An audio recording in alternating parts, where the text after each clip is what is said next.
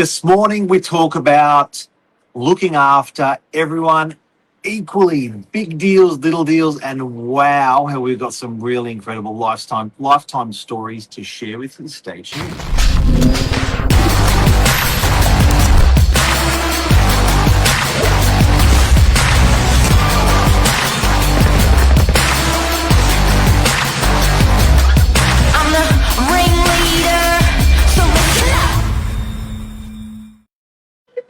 Good morning, everyone. Welcome to Morning Minutes, episode 1600 and I think 96, 76. You know, there. Wow. Treating the janitor the same as you would the CEO. We see it a lot in real estate. One of the biggest complaints, if you speak to families and friends, especially looking to rent a property, they commonly say an agent doesn't get back to us. There was no one at the open home. The leasing market is probably one of the most underserved markets in real estate. And I know myself personally, we were talking about this morning, the amount of phenomenal inquiries, clients we've met from originally a leasing in commercial and in residential. Wow. Yeah, look, qualifying people, qualifying buyers, qualifying tenants. It's a bad thing in our industry. I think it's sort of very, very commission breast. And people are like, if you're going to buy, when do you want to buy? Have you got finance approved? If I found something, would you be ready to move on it straight away? I just think that's such commission breath.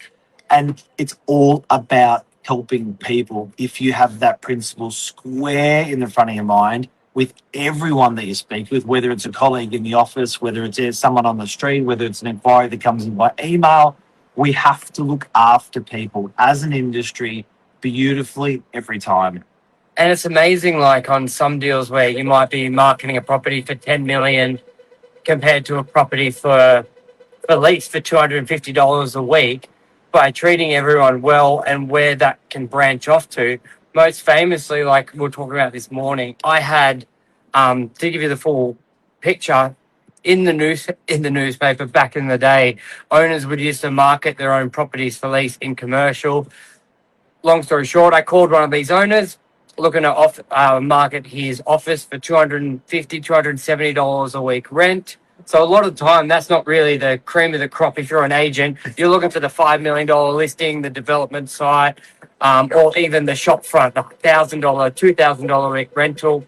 But anything and everything, that inquiry turned into the owner also, when I met him, said I'd sell the building. I knew the owner next door, fast track it. He bought that building.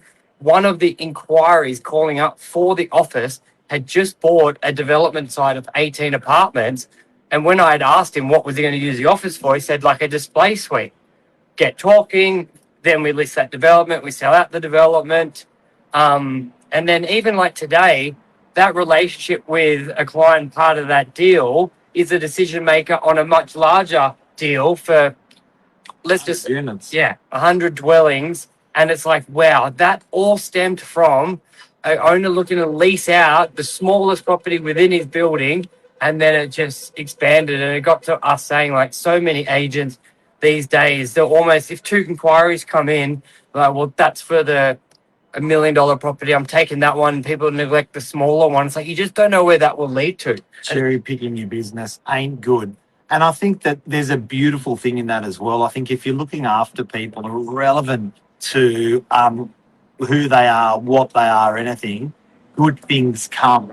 And it's a really long-sighted view to take with people. But in business, we found, like that particular deal there, the guy that was inquiring on a $200 a week office. And there's probably no less than 100 transactions we've done from that one office being leased.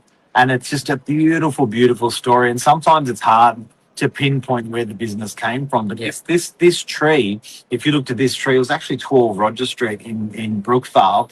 The guy had that development to sell. That's the off the plan office he was looking at for $200 a week.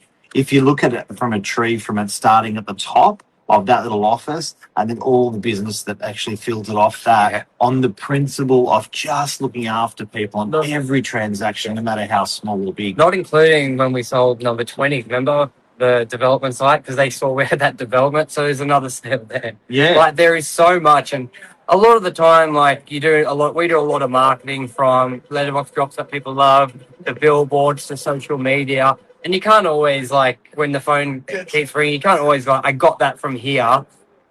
But you just know you do it and the business will come. This one is just so clear that, but it just, the tail of the sale, you would call it in fighting. What's the principle of the person that actually does that and the person that does not do that? So what are the characteristics, I think, of the person that's actually like, nah, there ain't commission there, I'm not going there. Or who are you, or what do you do?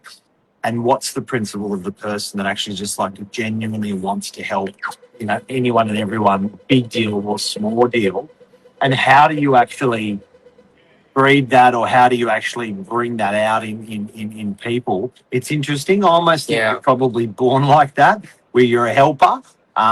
It's I guess it's that principle of putting more into the world than what you're actually taking out of the world. Always. And giving without actually expecting. Yeah. Is it an upbringing? Is it just, is it something that happened when you were younger? I don't know. Yeah.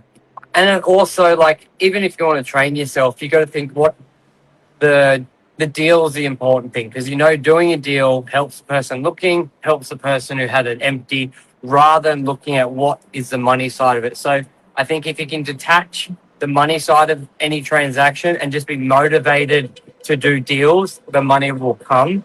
Where sometimes you see people, it's like all about the money side of it.